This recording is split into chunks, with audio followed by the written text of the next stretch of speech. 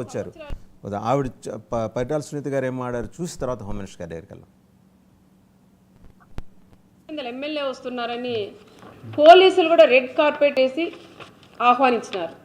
ఆ రోజు మా నాయకుడు చంద్రబాబు నాయుడు గారు ఎక్కడికి వెళ్ళినా దాదాపు 74 సంవత్సరాలు క్యాన్వాస్ ప్రచారాలకు ఏదైనా ప్రోగ్రాములు పోయినా లైట్లు ఆఫ్ చేసి నడిపించిన రోజులు కూడా మేము కళ్ళారా మాకు కళ్ళకు కట్టినట్లున్నాయి.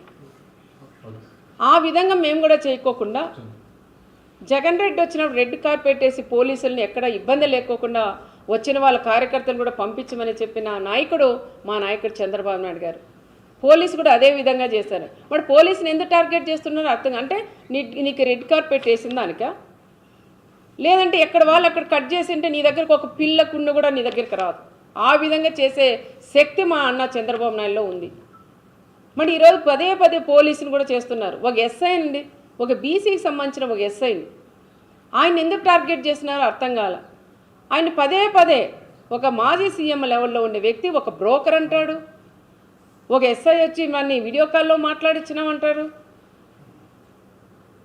మన ఆ ఎస్ఐ కూడా ఎన్ని కష్టాలు పడుకొని చదువుకొని తల్లిదండ్రులు కూడా ఎంత కష్టాలు పెట్టి చదివించింటారు.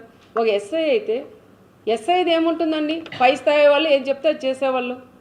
ఆ ఎస్ఐని ఏదో రకంగా రైట్. హోమ్ మినిస్టర్ ఏం మాట్లాడారు చూద్దామండి. వాసు యాదవ్ గారి దగ్గరికి వెళ్ళేప్పుడు ఒకసారి అనిత గారు ఏం మాట్లాడారు హోమ్ మినిస్టర్ గారు. జగన్మోహన్ రెడ్డి మానసిక పరిస్థితి కూడా నేను జారిపడాల్సిన సందర్భం.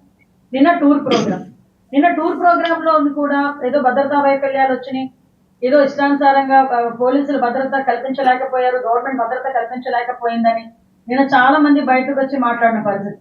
ఎమ్మెల్యే అతనికి ప్రతిపక్ష హోదా లేదు, అయినప్పటికీ అతను ఒక ఎక్స్ సీఎం అన్న ఒకే ఒక కారణంతో ఆయన టూర్ ప్రోగ్రామ్ గురించి మాట్లాడినప్పుడు మేము చాలా క్లియర్ గా 1100 మంది అప్రాక్సిమేట్లీ 1100 మంది పోలీస్ బలగాల్ని డిఎస్పీ స్థాయి నుంచి రోప్ పార్టీస్ వరకు అంటే ఏపీఎస్పీ బెటాలియన్స్ వరకు దగ్గర 1100 మంది పోలీసులను పెట్టాం.